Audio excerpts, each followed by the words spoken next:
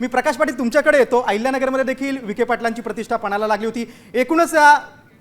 एकूणच तुम्ही या निवडणुकीकडे कसं बघताय? अहिल्यानगरमध्ये विखे पाटील आणि भाजप आणि राष्ट्रवादी म्हणजे अजितदादांची राष्ट्रवादी हे हे दोन्ही पक्ष सत्तेवर पुन्हा येताना दिसत आहेत. भाजपला 15 जागा मिळत आहेत आणि राष्ट्रवादीला 20 जागा मिळत आहेत. आणि हे ते महायुती नाहीये. विशेष वैशिष्ट्य इथं आहे की इथे युती झालेली आहे. फक्त भाजप राष्ट्रवादीची युती झालेली आहे. यापूर्वी इथे सत्तेवर शिवसेना होती आणि ती उद्धव ठाकरेंची होती. पण ह्या वेळेला विखे पाटलांनी आणि संग्राम जगतापांनी शिवसेनेला बाजूला ठेवलेलं आहे. इतकं असताना ही शिवसेना ही चांगली कामगिरी करताना दिसते. तिथे 20 ते 22 जागा मिळवते आणि युतीला 35 जागा मिळत आहेत. म्हणजे 68 पैकी असं चित्र आहे. ऑलरेडी बिनविरोध पास झालेले आहेत निवडणुका.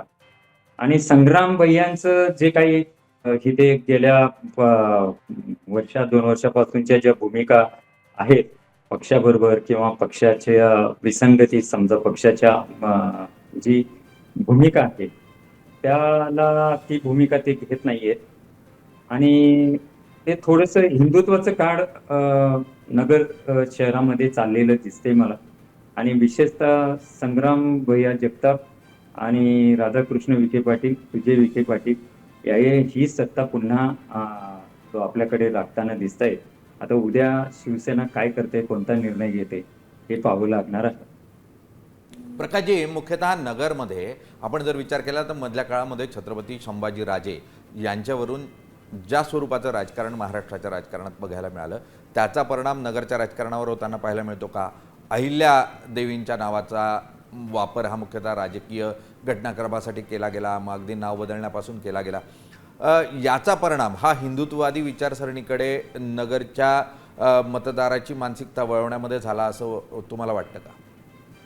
नाही, औरंगाबादचं जेव्हा छत्रपती संभाजीनगर नामांतर होते तसं अहिल्यानगर पण झाला तर अर्धा निश्चित त्याचा परिणाम होतो. शेवटी अस्मिता आहेत आणि अहिल्यानगरला जे अहिल्याबाईंचं जे आहे नाव देण्याला कोणाचा विरोध असण्याचं पण कारण नाही. आणि हे नाव किंवा त्यासाठी विखे पाटील स्वतः आग्रही होते आणि ते नामांतर नगरचं झालेलं आहे. आता काही मंडळी ह्या नावाला पण विरोध करत आहेत, पण तसं काही होणार नाही भविष्यामध्ये, कारण केंद्रानेच आता तसा निर्णय घेतलेला आहे.